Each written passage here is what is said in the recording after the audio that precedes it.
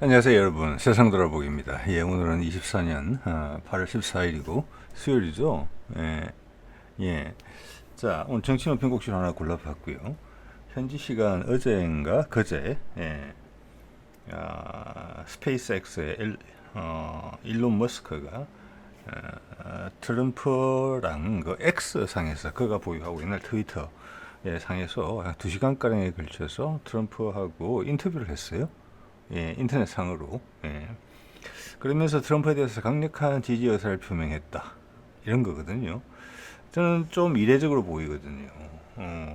그래서 왜 그랬을까? 예, 선거판에 좀 달아오르고 있거든요. 바이든에서 해리스로 교체된 다음에. 그래서 해리스가 트럼프를 앞서고 있다. 야, 이런 보도들도 나오기 시작했어요. 그런 거하고도 상관이 있고, 또 하나는 이런 사업을 하는 사람들이 이런 정치판에서 이렇게 직접적인 의견을 표현하는 경우는 좀 드문데, 일론 머스크의 의견은 미국의 어떤 신산업계를 대표한다. 이런 것도 좀 읽혀요. 예. 그래서 이걸 살펴보는 과정에서 나오는 언급들을 이제 보면서 미국이라는 정치판이, 미국이라는 사회의 수준이 어떻게 되고 있구나, 그리고 세상이 어떤 모습으로 흘러가고 있구나, 우리가 정말 나쁘지 않구나, 이런 부분들에 대한 느낌들이 들었어요. 자, 그래서 그 점에 대해서 좀 공유를 해볼까 해요. 예, 한번 보겠습니다. 네. 먼저 이제 전 세계 가장 큰 이슈는 사실 이거죠. 일본에서 거대 지진 주의보가 내려져서 일주일 사이에 지진이 진도 9 이상의 지진, 8에서 9 이상의 지진이 날 수 있다. 난카이 해역에서 난카이 거대 지진이죠. 그러면 일본은 상당히 큰 타격을 입게 된다. 자, 일주일 지금도 주의보 중이에요. 지금 4, 5일 됐을 거예요. 그래서 지난 일주일간 진도 4.5 이상 이 지역에 살펴보면은 이게 끝은 선으로 이어진 부분은 뭐냐면 지각판이 만나는 부분이에요. 보통 여기서 이제 지진이 많이 발생을 하죠. 확실히 일본에서 지난 일주일간 집중적으로 많이 발생했어요. 통상 우리는 잘 모르는데 하루에 전 세계에서 진도 4.5 이상의 지진들이 꽤 발생을 합니다. 그래서 지난 일주일 동안 발생한 지진인데 동그라미가 클수록 진도가 크다는 겁니다. 여기 보시면은 일본 그 큐슈의 미야자키에 큰 동그라미 안에 여러 개의 작은 동그라미가 들어있는 게 보일 겁니다. 이 가장 큰 동그라미가 바로 며칠 전에 발생했던 진도 7 정도의 지진이고, 같은 지점에서 발생한 작은 것들은 그 이후에 여진으로 나타난 것들이에요. 자, 그리고 여기 보면은 뭐 도쿄 부근, 그리고 사할린 부근에서도 지진이 발생했음을 볼 수 있거든요. 그래서 이거는 아직까지 위기는 지속되고 있다. 지켜봐야 된다. 업데이트 차원에서 한번 말씀을 드렸습니다. USGS 사이트를 가시면은 이걸 실시간으로 보실 수가 있으십니다. 예, 참고하시고요. 자, 예, 말씀드린 것처럼 머스크하고 트럼프가 X에서 2시간 넘게 인터뷰를 했는데, 머스크가 트럼프를 지지하는 발언을 했다. 이거가 어떻게 보면은 X의 사장인데 이걸 예고를 해놓고 지금 수백만 명이 이걸 들었던 것 같거든요. 2시간 이상의 인터뷰를 했단 말이에요. 그런데 그럼 얼마나 그 X에서 만반의 준비를 했겠습니까? 기술적 문제가 없도록. 그런데 이 기술적 문제가 발생해서 40분 정도 늦춰졌다. 자, 그렇기 때문에 원래 기대했던 만큼의 집중력은 생기지 않았을지도 모르겠어요. 그래도 뭐 상당히 많이 듣기는 들은 것 같은데. 그래서 일론 머스크는 일단 이렇게 이야기했어요. 디도스 공격이 있었다. 디도스라는 게 뭡니까? 우리도 그런 경험이 있었죠. 옛날에 선거관리위원회 디도스 공격. 즉 갑자기 데이터를 많이 쏘아 보내가지고 우리를 어떤 시스템을 갖다가 다운시키는 거죠.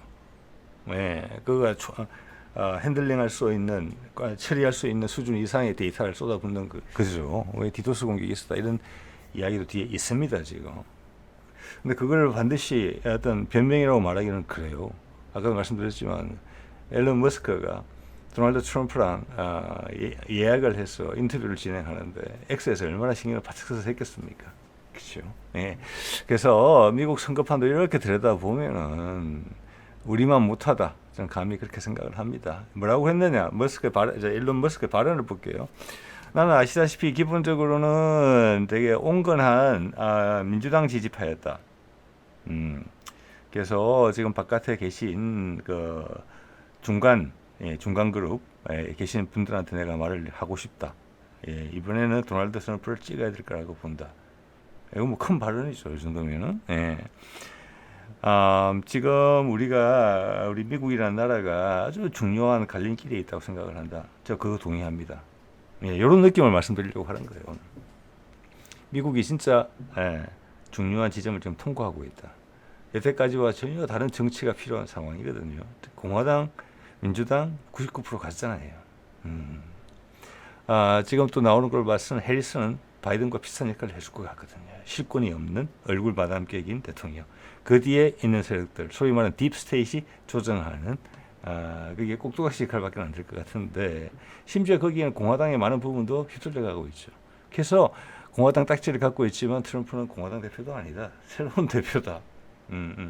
자, 일론 머스크는 큰 사업을 하는 사람이니 사업의 이유도 있었을 거라고 봅니다. 근데 예전에 트위터 계정도 삭제를 하고 그랬던 바가 있었어요. 이번에 살아났어요. 그리고 우리가 이번에 트럼프를 뽑지 않고 다른 사람이 대통령이 된다면 아주 큰 문제에 봉착하게 될 것이다. 저 이 점에 동의합니다. 예. 이런 말을 했고요. 자, 그렇게 말을 하는 이유는 이런 기사들에서 볼 수가 있어요. 밑에 거부터 말씀드려 볼게요. 레이 달리오라고 브리지워터 큰 기금을 기금을 운영한 사람이죠. 세계의 연금에서 돈을 받아서 투자하는 데입니다. 개인이라기보다는 큰 손인데 그가 이런 이야기를 계속 해오고 있잖아요. 뭐라고 이야기하냐면은 2024년에 우리 경제 위기가 올 수 있고 계속 했던 이야기입니다. 저도 그의 이야기를 소개드린 바가 있어요. 그 다음 미국이 굉장히 침체에 들어가고 당연하겠죠. 그 다음 3차 세계대전 발생할 수 있다. 이겁니다. 자, 이런 이야기 우리가 귀담아 들어야 된다고 보거든요. 그 위에 리덱티드에서 나온 언급도 보이죠. 지금 같은 방식, 저기 이란, 지금 미국 군사력이 모이고 있죠, 중동에. 이란이 반격을 하면은 미국이 받아치면서 전쟁으로 들어갈 지금 분위기예요. 여러분 느끼시는 분 많으시겠지만 또한 젤렌스키가 러시아 내부를 그것도 크림반도 같은 곳이 아니라 아예 내부를 포격을 하거나 미사일 드론 공격을 한 게 아니라 진격을 해버렸어요. 이 또한 러시아가 어떻게 대응하느냐에 따라서 3차 세계대전이 갈 수 있는 분위기예요. 계속 건드리는 거 보이잖아요. 그런 중대한 일을 젤렌스키가 혼자 결정해서 처리했겠습니까? 저는 그렇지 않다고 보는 겁니다. 그래서 레이 달리오도 그러고 일론 머스크도 그런 거죠. 이번에 트럼프가 되지 못하면 우리는 위험해질 수 있다. 그걸 잘 표현하고 있잖아요. 3차 세계대전, 미국 경제 위기, 중국과의 대결, 중국과 또 한 팀을 먹은 러시아와의 대결, 풍지박산 난다는 겁니다. 그게 그들이 하는 이야기예요. 메이저 언론에서는 보도해주지 않죠. 언론이 썩었구나 이렇게 생각하시는 분들 많이 있으실 거예요. 그렇게 생각하시는 분들 우리나라 언론에 대해서도. 그렇지만 이런 창구들이 지금 있잖아요. 이건 놀라운 발전이에요. 큰 미디어들이 KBS, MBC 종편 우리말로 하자면 그런 곳이 이런 듣보잡인 이런 독립 언론이나 개인 채널하고 싸워야 되잖아요. 무시 못할 조회수가 나오거든요. 그리고 사람들이 자꾸 이쪽으로 쏠려온단 말이에요. 왜? 진실에 가까운 이야기를 이쪽에서 많이 하고 있으니까. 그래서 화가 난다, 짜증이 난다. 왜 원칙대로 되지 않지? 우리는 상당히 높은 수준을 영위하고 있고 여러분이 혹시나 그런 느낌을 받는 구석이 있으시다면 그게 언론이든 다른 부분이든 여러분 각자가 하시는 일에서 그러시든지 그거는 뭐냐? 자포자기하고 세상이 이게 더러워. 나도 거기에 쓸려가야 되겠다. 나도 내 걸 챙겨야 되겠다. 우리는 그렇게 할 수 있는 수준을 훨씬 넘어서 있는 나라예요. 좋은 나라예요. 여러분이 그런 관찰을 하게 되시면은 세상이 열려서 이런 게 보이는 거구나. 없던 것이. 그 말은 이게 내가 할 일이 있는 거구나. 이렇게 생각하시면 될 것이라고 봅니다. 자, 일론 머스크가 이렇게까지 강수를 둔 것은 선거판의 판세가 트럼프한테 불리하게 바뀌었기 때문에 그렇다고 저는 봅니다. 자, 미국은 대의원으로 하죠. 한 주에 이기면 그 주에서 1%로 이기든 뭐 30% 차이로 이기든 그 주에 배당된 대의원, 그 대의원 숫자는 그 주의 인구 수하고 비례됩니다. 다 가져가는 그런 컨셉이에요.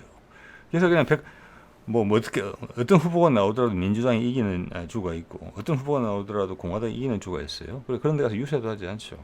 그런데 후보에 따라서 왔다 갔다 하는 곳이 있어요. 그러면서 대의원 수도 많은 주들, 이런 주들에서 가서 열심히 뛰죠. 왜냐하면 그들 주가 판세를 결국은 결정을 하니까.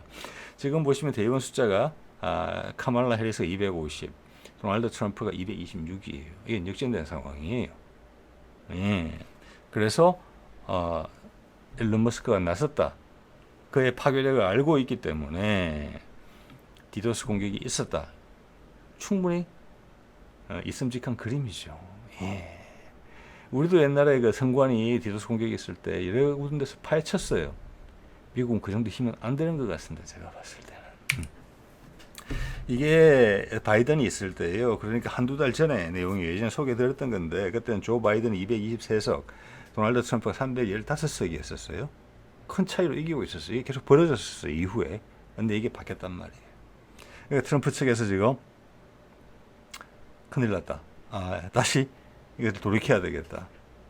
있고 지금 뭐 폭스 뉴스나 몇 군데 정도는 트럼프를 지지하는 분위기지만 전반적으로는 전체 언론에서 차지하는 비중을 봤을 때는 대부분이 해리스를 지지하는 전체적인 분위기를 만들어내고 있거든요. 그게 저항하는 것이 이런 유튜브 채널들 정도인데 거기에 일론 머스크가 지금 그런 위기의식을 반영해서 본인이 크게 한 방 쏜 겁니다. 이거. 자, 어떻게 보면 일론 머스크 입장에서는 그가 전기차 사업을 시작할 수 있게 크게 길을 열어줬던 거. 왜냐하면 지금도 불나서 뭐 문제 많이 생기잖아요. 전기차에 대해서 그 당시는 더 여러 가지 문제가 많았던 시절인데 전 세계에서 허가를 다 해줬잖아요. 허가라기보다는 전기차가 판매될 수 있는 근거를 다 마련해 줬잖아요. 그때 미국이 드라이버를 그런 것이고 그때 트럼프의 때였어요. 그래서 테슬라가 엄청나게 커졌던 겁니다. 그때. 자, 그런 면에서 트럼프를 지지하고 옹호하는 그런 측면도 사업적으로도 충분히 있을 수 있다고 봅니다. 그리고 이제 일론 머스크가 대변하는 것이 신산업이거든요. 어떻게 보면 4차 산업에 대해서 미국의 선봉이란 말이에요. 그런 지위를 적극적으로 활용하고 있는 것인데 지난 바이든이 4년 동안 그 기회를 다 날려먹었단 말이에요. 중국의 추격을 허용했죠. 그래서 일론 머스크의 테슬라도 중국에서 좀 쫓겨날 처지에 있는 거잖아요. 실적이 신통찮잖아요. 중국 업체들은 따라잡혔잖아요. 그 시간을 다 날린 거예요. 4년을 미국이. 자, 그런 여러 가지 측면에서 봤을 때 트럼프의 그런 기대가 크고 또 그도 전 세계적인 인사인 만큼 아까 레이 달리오 이야기처럼 경기 침체 그리고 세계 전쟁 이런 걸 걱정하고 있기 때문에 초조해하고 있다 이런 걸 느낄 수가 있지요. 예. 자, 일론 머스크와의 인터뷰에서 지금 트럼프가 한 이야기를 몇 개 소개해 드려 볼게요. 여기 보면은 지금 해리스 측을 크게 비난하는 것 중에 하나가 트럼프가 뭐냐면 카말라가 지금 대통령 후보가 된지 대통령 후보로 나선 지가 지금 한 20일이 넘었는데 아직도 한 번도 인터뷰를 하지 않았다. 기자의 질문도 받지 않는다. 이거예요. 저는 이거가 크게 생각이 되거든요. 예. 자, 이거 보세요. 직업 정치인이 인터뷰를 두려워하다니 슬픈 일이다. 지금 그렇게 하고 있어요. 즉, 이것은 지금 지지율이 올라가고 있을 때 그녀의 본 모습을 노출시키기 싫다는 거예요. 자, 그렇기 때문에 바이든이 있을 때도 2인자였지만 발언권은 상당히 낮았거든요. 그래서 이 과정을 쭉 살펴보면서 저는 그런 생각이 들더군요. 해리스가 대통령이 되면은 현재 지금 미국의 모습이 바뀌지 않겠구나. 지금 선거판이니까 몇 개 말랑말랑한 이야기들을 하는데 그녀는 힘이 없구나. 역시 꼭두각시가 되겠구나. 바이든도 꼭두각시로 3, 4년 사는 거잖아요. 그런 판단력 가지고. 그것은 뒤에서 조정하는 조정자들이 있다는 거예요. 그들이 마음대로 다 해먹었다는 거죠. 미국 전체 이해와 다르게. 과거의 영광을 쫓아서 그 힘으로. 거기에는 군산복합체가 크게 자리 잡고 있고 그들이 미국 산업 전체에서 가지고 있는 힘보다 훨씬 큰 영향력을 정치판에 행사하는 거죠. 이스라엘의 로비, 유태인들, 금융권이죠. 그가 이제 미국을 시궁창으로 몰아넣고 있다. 거기에 대한 반발을 지금 하고 있는 거죠. 그걸 딥스테이트라고 부르는 것이고, 거기 일론 머스크나 신산업계에 있는 사람들은 아까 레이 달리오를 포함해서 거기에 반대하고 있는 것입니다. 지금. 그리고 중국하고도 싸워서는 안 된다. 부드럽게 넘어가야 된다. 전쟁 없이. 그 트럼프의 이야기는 지금은 무기들이 너무 좋아서 전쟁을 하게 되면 전부 다 양쪽 다 망한다. 그 말 틀린 말은 아니지요. 자, 그래서 지금 엄청나게 큰 세력 싸움이 벌어지고 있고 그 과정에서 미국의 대중들은 우리 멍멍이 꿀꿀이 마냥 얼마 전에 보니까 미국에 그런 표현이 나왔더군요. 실험실에 쥐처럼 한다. 쥐처럼 미국 국민을 다루고 있다. 이런 겁니다, 여러분. 네. 그 몇 때까지는 사람 대접받다가 요즘 들어서 갑자기 실험실 쥐 대접을 받게 된 겁니까? 아닙니다. 예전에는 그런 줄 모르고 사람인 줄 알았죠. 쥐인데 사실은. 근데 이제는 내가 쥐 취급을 받고 있다는 걸 알게 됐다는 거죠. 그게 세상에 지금 큰 벽이 쪼개지면서 새로운 빛이 들어오고 있다. 아직 벽에 닫혀 있지만 그런 신호라고 저는 봅니다. 예.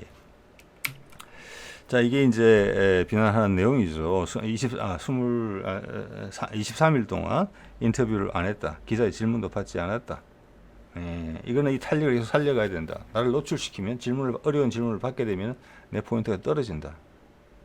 이런 거예요, 지금. 자, 그래서 우리도 옛날 박근혜나 윤석열이 대통령 될 때 보면은 기자들을 회피했고 토론회를 가급적 줄이려고 노력했죠. 그리고 나중에 대통령이 당선되고 나서도 보니까 언론과 인터뷰를 하거나 기자회견을 하게 되면 그때마다 지지율이 내려가요. 지금 해리스가 그런 분위기라고 보시면 될 것 같아요. 예. 그래서 해리스가 대통령이 된다 하면은 그냥 아무 힘이 없다. 미국의 외교 정책도 지금 방향대로 그냥 간다. 한반도에도 불리하다. 저는 감히 그렇게 생각합니다. 예. 자, 그리고 일론 머스크가 중국에 대해서 어떻게 생각하고 있느냐. 예, 이런 걸 살펴볼 수 있는 좋은 자료가 있었어요. 이게 4개월 전에 나온 건데 조회수가 180만이나 되죠. 그래서 여기 내용을 좀 소개시켜 드릴게요. 이 일론 머스크의 의견은 좀 전에 그 레이 달리오의 의견과도 같은 흐름이고 빌 게이츠의 흐름과도 같아요. 예, 그래서 중국에 대해서 상당히 긍정적으로 보거든요. 그 부분에서는 전 100% 동의하기는 좀 어렵습니다. 자, 그 이야기도 좀 드려볼게요.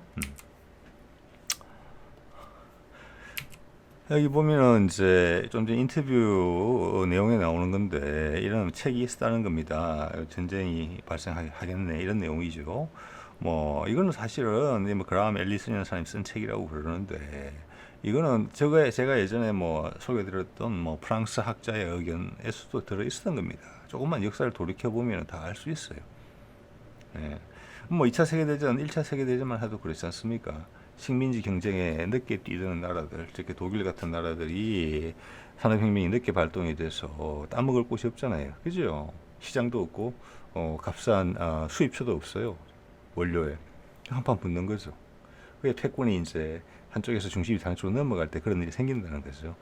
그래서 이게 뭐 새로운 강국이 패권에 도전을 하면 거의 반드시 전쟁이 일어난다. 말을 좀 다르게 했어요.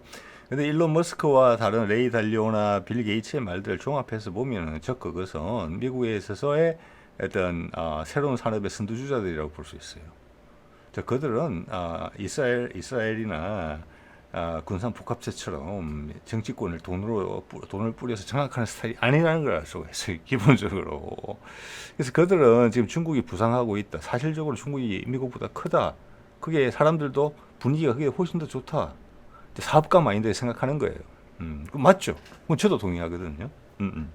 그래서 미국이 전쟁을 하지 말고 부드럽게 넘어가자. 즉 사업가들은 저기 가서 돈 벌면 되는 거거든요.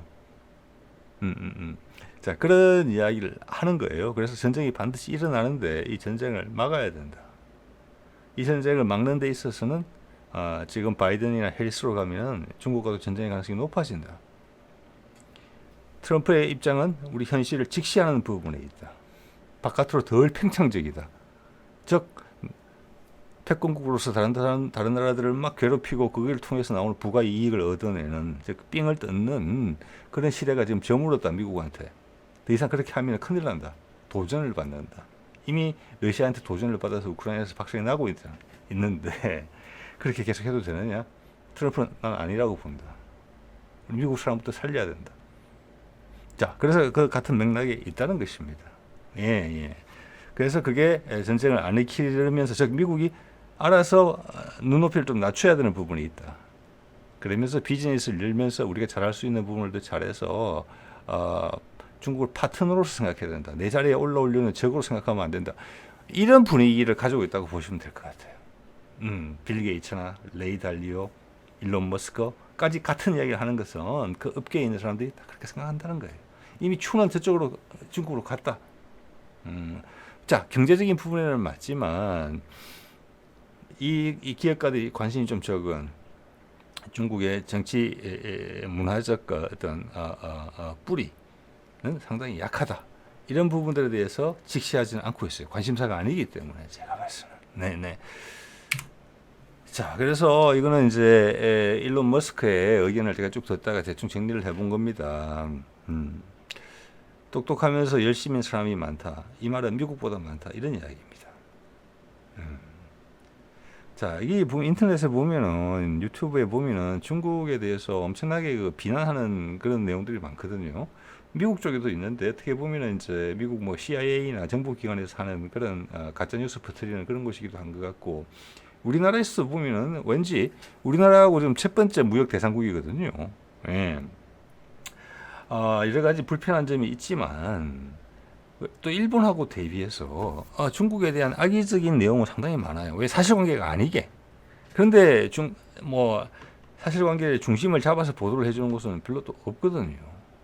예. 그래서 저도 중국의 어떤 불안한 부분에 대해서 즉 거치고 넘어가야 될 것들을 못 거치고 넘어갔다. 예를 들어서 우리 87년도에서 6월 항쟁, 그 다음에서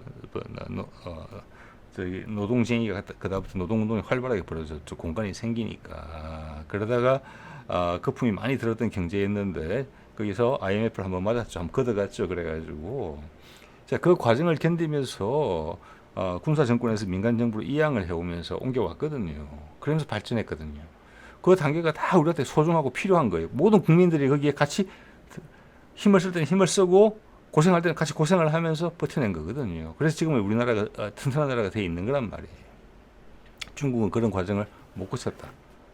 왜? 미국과의 패권 경쟁 때문에. 그리고 그들의 어떤 경직되어 있는 정치 구조 때문에. 예, 그렇고요. 똑똑하면서 열심히 사람이 많다. 이 점은 동의합니다. 저도 예전에 중국 출장 상당히 많이 갔는데 에너지에서 해보겠다라는 그런 느낌. 해보겠다.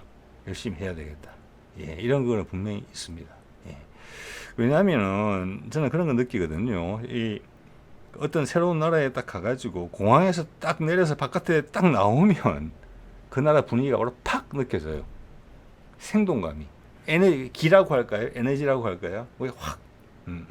중국은 그런 에너지 있습니다. 일본은 그런 에너지 처음에 딱 일본 갔을 때 느끼는 게 여기 사람들 항상 전부 다 사람들이 뭐라고 할까? 우울증에 걸린 사람인가? 죽을 날짜 받아놓은 사람들인가? 그런 느낌을 제가 받았더랬거든요. 자, 동의하고요. 그 다음 건물, 고속철, 도로, 인프라에서 미국 앞서. 이건 객관적으로 맞는 사실입니다. 예. 그 다음 오랜 역사와 한자 이런까지 이야기를 하던데 여기에 대해서는 할 이야기가 많이 있지요. 중국이 역사적으로 그래서 뿌리가 튼튼하고 견고하고 포용성이 있다 이런 이야기를 좀 하고 싶은 것 같거든요. 일론 머스크는. 근데 그건 아니죠. 제가 봐서는. 예.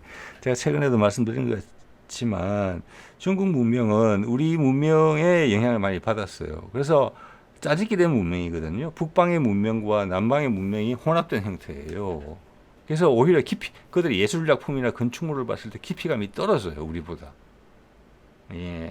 그렇기 때문에 지금의 그런 현상을 보는 것은 역사적으로 고조선이 문명의 우위에 있었고 황하 문명 쪽은 그보다 1, 2천 년 뒤에 따라오면서 영향을 받은 거거든요. 근데 그 뒤에 팽창하면서 지금은 역전구도가 됐기 때문에 그렇게 된 것으로 보이는 것이 오랜 역사와 한자, 그렇지만 오랜 역사를 가진 국가로서의 어떤 질박함, 원형질적인 그런 모습은 좀 부족하다. 저는 그렇게 봐요. 예, 이식된 문화가 되게 많이 어떤 장식을 많이 달고 화장을 많이 해서 예뻐지게 된다. 그런 부분은 저는 있다고 봐요. 그런 부분에서 약간 일본 문화와 살짝 비슷해요. 근데 일본은 자연재해가 많으니까 그런 부분들이 되게 장식이나 화려한 부분들이 잘려 있어요, 이렇게. 그리고 안으로 확 위축된 그런 느낌들도 섬나라고 자연재해가 많다 보니까. 자, 또 하나는 덜 팽창적이다. 이거는 이제 미국이 팽창적이다 이 말을 하고 싶어서 이 말을 한 것 같습니다. 다른 나라에 간섭하는 거죠. 기업들 제일 원하는 게 간섭하지 말라지 않습니까? 예, 그런 차원에서 이야기를 했다고 봅니다. 그러면 뭐 이거 제 채널을 쭉 보시는 분들은 그렇지 않겠지만 또 처음 오시는 분들 입장에서 봤을 때 중국 경제가 미국을 추월했나 숫자적으로 제가 아까 말씀드린 거에 이런 게 포함이 되어 있습니다. 중국에 대한 많은 어떤 부정적인 이야기를 쏟아내면서도 실제 팩트를 이야기 안 해줘요. 팩트를. 예, 볼까요? 몇 번 썼던 데이터인데 못 보신 분들 보십시오. GDP PPP 2022년 세계은행 데이터입니다. 중국이 미국을 추월해서 훨씬 많죠. 1.5배 가까워지고 있어요. 지금 조금 더 가면 지금 1.5배는 안 되는데 지금 20-30% 많죠. 이 차이는 더 벌어질 겁니다. 아마 2등이 미국이고 미국은 좀 이따가 이제 인도에 추월당할 걸 걱정해야 돼요. 자, 세계 주도국이 중국, 미국, 인도, 러시아, 미국은 하강 국면에 탔죠. 이번에 트럼프가 반전을 깨하지 못하면 미국은 여기서 1위를 가기 위해서 이때까지 해왔던 방법대로 한다. 그게 3차 세계대전이에요. 그 과정에서 경제적 붕괴가 발생할 수 있다는 그걸 다 걱정하는 거잖아요. 이 2등 자리에서 다시 올라가기 위해서 1등으로. 근데 일론 머스크나 레이 달리오나 빌 게이츠가 하는 이야기는 여기에서 그냥 잘해라. 이 현실을 그냥 인정을 하고, 오히려 우리 같은 사람 비즈니스를 중국하고 못하게 하니까 더 힘들어지잖아. 그런 이야기를 하는 거거든요. 3등이 인도, 4등이 러시아 됐단 말이에요. 한때 2등이던 미국을 턱 밑에 추격했던 일본이 5위로 밀려져 있잖아요. 이게 세상의 구도를 바꾸는 거예요, 지금. 여기 중국, 인도, 러시아가 전부 다 브릭스의 회원국이잖아요. 근데 미국이 힘을 잃었대, 영향력을. 그리고 G7에 있는 나라들이 독일, 프랑스, 영국, 이태리 이런 나라들이 밑으로 쭈르륵 빠지고 있잖아요. 그죠? 그 자리를 브라질, 인도네시아, 뭐 터키, 한국, 멕시코 이런 나라들이 올라온단 말이에요. 세계 주도권이 바뀌었다는 거예요, 이제. 자, 이거 한번 볼까요? 이것도 예전에 보여드렸던 건데 이게 상당히 의미가 큰 것 같습니다. 좀 전에는 이제 GDP를 말씀을 드린 것이고, 이거는 전기 생산량이에요. 보면 뭐 철강 생산량, 자동차 생산량 이런 것도 있긴 있는데 그걸 나라 전체 국력으로 보기엔 좀 그렇거든요. 근데 전기만큼은 불필요하게 많이 생산하지 않거든요. 맞죠? 왜? 전기는 저장할 수가 없으니까. 또 전기는 수입할 수도 없어요. 그렇죠? 수출할 수도 없어요. 그러니까 이게 그 나라 경제가 얼마나 활발한지를 나타내주는 척도예요. 자, 전기의 대부분은 산업 분야에서 쓰입니다. 가정용 전기는 비중이 상당히 낮아요. 산업용 전기에 비해서. 자, 이것이 GDP하고 이 데이터를 딱 결부시켜 보면 딱 그림이 나와요. 세상에 어디가 지금 제일 활발한지. 여러분, 지금 한 60년대, 70년대까지만 하더라도 지방 같은 경우는 정전되는 경우가 많았습니다. 근데 공장에 정전이 발생하면 큰일 나죠. 여러분 아실 겁니다. 자, 볼까요? 2010년에 미국하고 중국하고 전기 생산량이 비슷했어요. 이때 추월이 됐다라고 보시면 돼요. 그때 한국은 10위였어요. 예, 요때 바뀐 겁니다. 저 전기의 대부분은 제조업이나 산업계에서 쓰는 거거든요. 그래서 요때 넘어갔다고 보고 그때 다른 뭐 세계 유수의 보고서들도 2010년대 중반, 15, 16년에 중국이 미국을 추월한다고 예상을 많이 했었죠. 근데 막상 그 순간이 왔을 때는 아무도 이야기 안 하더군요. 왜? 그때는 이미 중국을 적으로 삼았거든요. 미국이. 중국은 사실 옛날 해오던 대로 똑같이 하고 있는 셈이에요. 그때부터 미국이 중국을 적으로 생각했다는 거죠. 나쁜 점을 부각시키면서. 그건 엄연한 사실입니다, 여러분. 도전을 받는다고 느꼈다는 거예요. 자, 보시면은 그때 3위가 일본, 4위가 러시아, 우리가 10위였죠.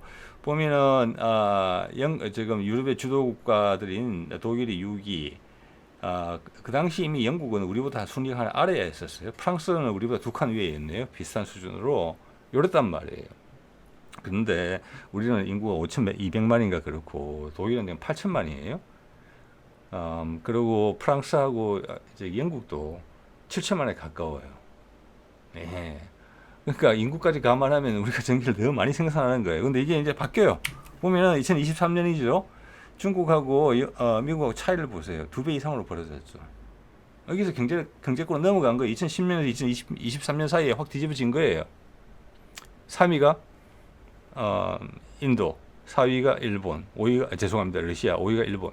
아까 GDP 순위랑 똑같아요. 왜? 그만큼 생산을 많이 하려면 전기가 그만큼 필요하니까. 그 순서랑 똑같이 되는 거예요. 한국이 8위예요. 맞죠?